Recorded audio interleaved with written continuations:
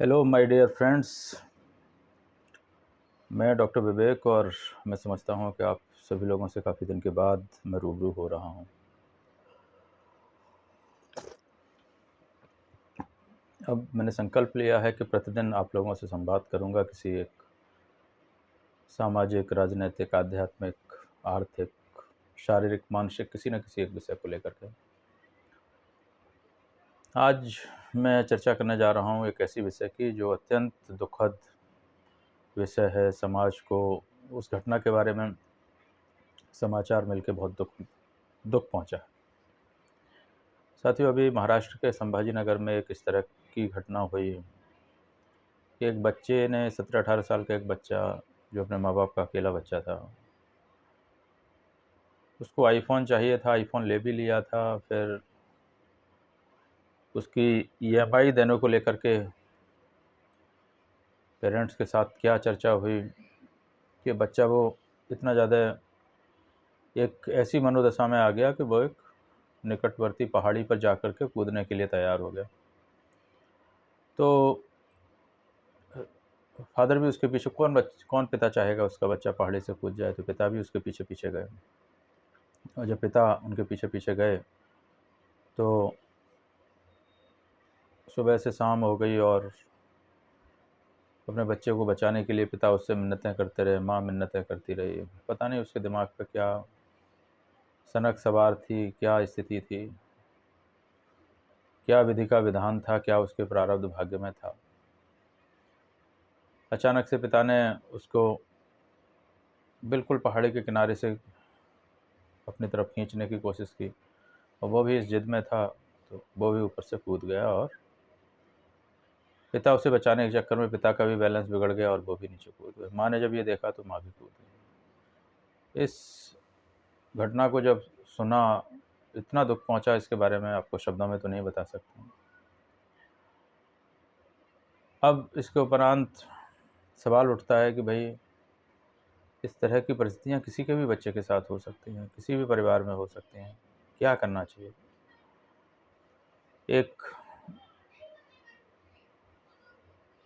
शिक्षक होने के नाते, एक चिकित्सक होने के नाते, एक सामाजिक, राजनीतिक, आध्यात्मिक चिंतक होने के नाते मैंने कहा कि आप लोगों से इस विषय पे बात करूं, आप लोगों से भी सुझाव लूं और समाज में इस विषय को लेकर कैसे हम आगे बढ़ सकते हैं। साथियों, इसमें कोई संदेह नहीं है कि दो तरह की बातें हैं। एक बात तो यह है जो संसार में रह के हम करते हैं, दूसरी बात जो है वो यह है कि जो हम संसार से परे की करते हैं। संसार में रहते हुए करते हैं तो देखते हैं कि बच्चों में कुछ इस तरह के लक्षण हमें दिखने शुरू हो जाते हैं प्रारंभ से ही। यदि बच्चा बहुत जिद कर रहा है और वो अपनी जिद को लेकर बहुत ज़्यादा डोमिनेट हो रहा है और हर हाल में अपनी जिद मनवाने के लिए तैयार हो रहा है, तो बचपन से ही बच्चों की इस तरह के भाव पर नज़र रखी जाए, दृष्टि रखी जाए और कोशिश की जाए कि बच्चे को प्रारंभ से ही उसकी इस तरह से माँ बाप काउंसलिंग करें कि बेटे, हम अपनी परिस्थितियों के हिसाब से किस तरह से हमारी क्या व्यवस्थाएं हैं, हम कितना पैसा व्यवस्था कर सकते हैं, क्या चीज़ आपको दिला सकते हैं, क्या नहीं दिला सकते हैं, हमारी क्या हैसियत है। इस तरह की बातें करके बच्चे को ये समझाने का प्रयास करें कि भाई उसकी हर जिद को पूरा नहीं किया जा सकता है, क्योंकि माता पिता की अर्थ सामर्थ्य ऐसी नहीं है। साथ साथ बच्चों में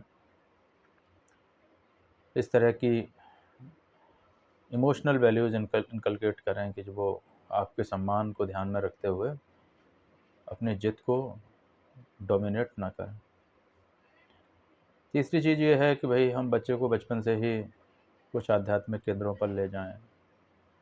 बच्चा उस डिवाइन वाइब्रेशन के साथ, ईश्वरीय शक्ति के साथ, ईश्वरीय ऊर्जा के साथ जुड़े और उसके अंदर इस तरह की स्वतः ही इस तरह की वैल्यू इनकलकेट हों कि वो आपके साथ इस तरह का न व्यवहार न करे या इस तरह की जिद न करे।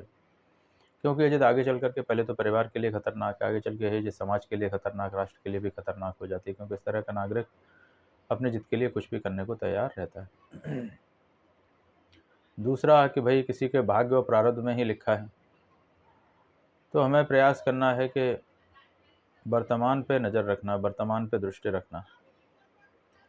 कि वर्तमान में जीवन में चल क्या रहा है, हमारे बच्चे को लेकर, हमें लेकर।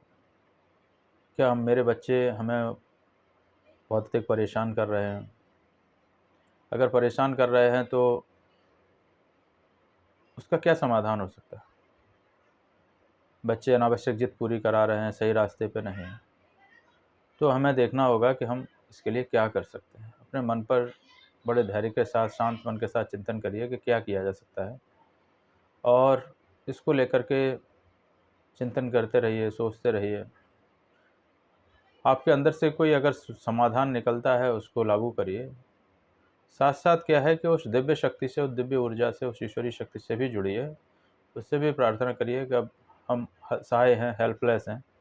अगर हमारे प्रारब्ध में, भाग्य में कुछ ऐसा है, तो आपसे प्रार्थना है कि अपनी कृपा करें और हमें इससे मुक्ति दिलाएँ।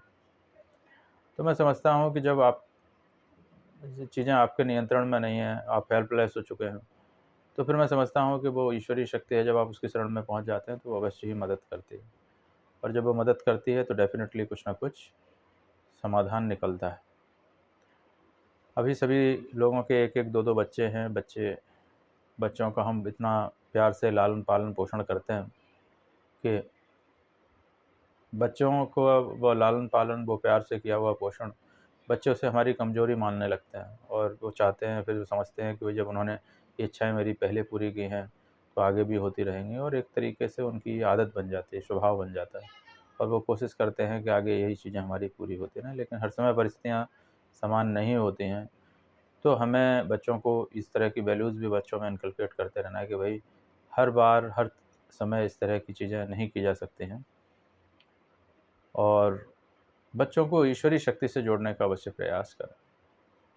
समय निकालिए, आप भी कोशिश करिए कि बच्चों के साथ 15 मिनट सुबह, 15 मिनट शाम आप बैठें, और बैठ कर के अपने श्वास पर ध्यान लगाते हुए, ईश्वरीय शक्ति के साथ जुड़ते हुए, अंदर मन में ओंकार का नाद करते हुए, अंदर ही अंदर मन में अपने इष्ट, अपने ईश्वर का स्मरण करते हुए 15 मिनट परिवार के सभी लोग एक साफ़-सुथरी जगह पर स्नान कर कर ध्यान में बैठें। सभी लोगों के वाइब्रेशंस आपस में कनेक्ट होंगे, और वो वाइब्रेशन जब इक्विलिब्रियम में होंगे, जब वाइब्रेशन जब कोऑर्डिनेट कर जाएँगे, जब वाइब्रेशन सामंजस्य स्थापित करेंगे, और तो पूरे परिवार की भाव, मनोदशा पर सब बहुत प्रेमपूर्ण हो जाएँगे, और सभी एक ही दिशा में, एक अच्छे मार्ग पर, ईश्वरीय मार्ग पर आगे बढ़ते रहेंगे। तो इस तरह से आप सभी साथियों को मेरा ये सजेशन है। बाकी के और साथी क्या सोचते हैं, वो कमेंट में मुझे बता सकते हैं। बाकी के सभी लोगों को भी बता सकते हैं। आप सभी लोगों को मैं हृदय से बहुत धन्यवाद देता हूँ, और सभी के अंदर विराजमान उस ईश्वर को मैं प्रणाम करता हूँ। धन्यवाद।